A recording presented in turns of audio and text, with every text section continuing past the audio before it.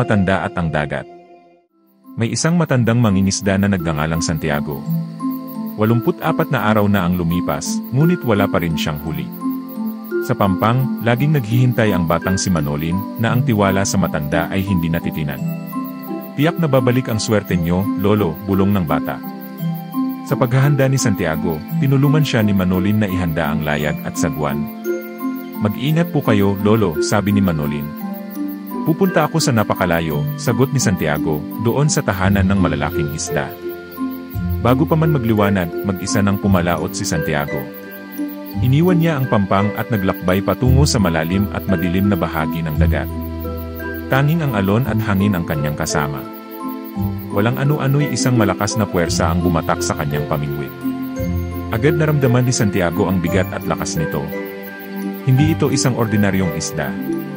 Ito na ang laban na matagal niyang hinintay.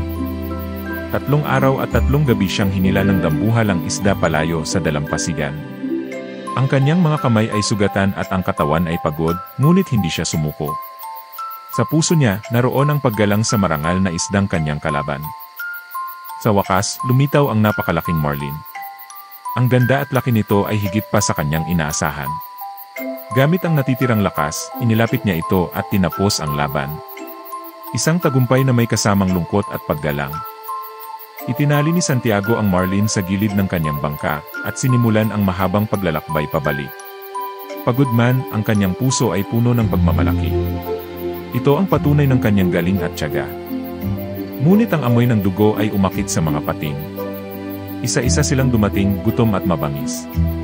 Nilabanan sila ni Santiago gamit ang lahat ng mayroon siya, sagwan, kutsilyo, at tibay ng loob, ngunit napakarami nila. Gabi na nang marating ni Santiago ang pampang.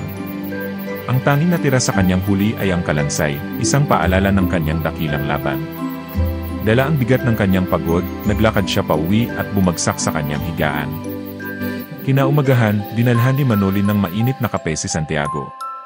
Huwag kayong mag-alala, lolo, sabi niya habang tinitingnan ang mga sugat ng matanda. Mula ngayon, sabay na ulit tayong mangisda. At si Santiago, sa kanyang pagtulog, ay nanaginip ng mga leon na naglalaro sa dalampasigan ng Afrika.